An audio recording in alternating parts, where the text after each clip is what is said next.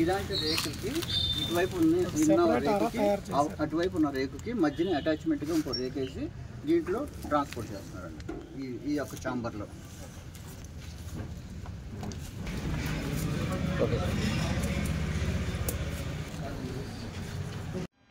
ఈరోజు అంటే 14/3/2024 నాడు మా స్టేట్ కంట్రోల్ రూమ్కి వచ్చిన ఒక సమాచారం మేరకు అది మా అడిషనల్ ఎస్పీ గారికి ఆయన శ్రీలక్ష్మి గారికి ఆ ఇన్ఫర్మేషన్ వచ్చింది. ఆ సమాచారం మేరకు ప్రతిపాడు సిఐ గారికి ఆ సమాచారం అందించి దాని ప్రకారం ఒక పర్టికులర్ ప్లేస్లో ఒక వెహికల్లో గంజాయి ట్రాన్స్పోర్ట్ అవుతుందని వచ్చిన సమాచారం మేరకు ప్రతిపాడు సిఐ గారు వాళ్ళ సిబ్బందితో కలిసి మధ్యవర్తులతో కలిసి రైడ్ చేయడం జరిగింది.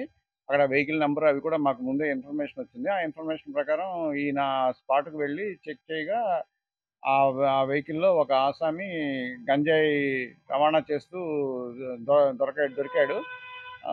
ఈ రెగ్యులర్ దీనిలో భాగంగా అంటే ఈ ఎన్నికల నిర్వహణలో భాగంగా మేము నిఘా పెంచడం జరిగింది. ఆ నిఘాలో భాగంగా దీన్ని పట్టుకోవడం జరిగింది.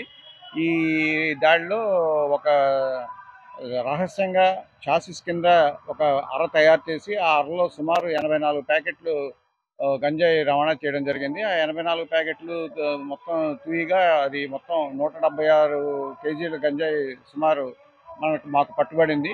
దానిలో ఒక వ్యక్తిని అరెస్ట్ చేయడం జరిగింది. ఆ వ్యక్తి పేరు పాడిపల్లి చంద్రయ్య, అతనిది పెద్దపల్లి జిల్లా తెలంగాణ. అతనికి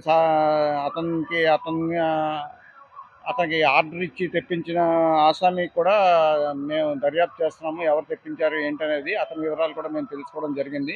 అతన్ని కూడా మేము తొందరలోనే అరెస్ట్ చేస్తాము. అలాగే ఈ కేసుకు సంబంధించి వీళ్ళు ఎక్కడి నుంచి తెచ్చారు, ఎక్కడ ఇచ్చేశారు, ఇంకా ఎవరెవరు దీనిలో ఇన్వాల్వ్ అయి ఉన్నారు అదంతా కూడా కూలంకషంగా దర్యాప్తు చేసి వాళ్ళని కూడా త్వరలో పట్టుకోవడం జరుగుతుంది. దీనిలో ఎంతమంది ఉన్నా కానీ వాళ్ళందరినీ కూడా త్వరలో అరెస్ట్ చేయడం జరుగుతుంది. ఏదండి దీని విలువ సుమారు 9 లక్షలండి.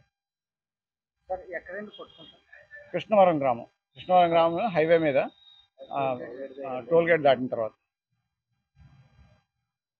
సమస్య లేని ఇల్లు ఉండదు, పరిష్కారం లేని సమస్య ఉండదు. బంధాలు గొప్పవి, బాధలు చిన్నవి. మీ సమస్యని మేము పరిష్కరిస్తాం. రండి మాట్లాడుకుందాం.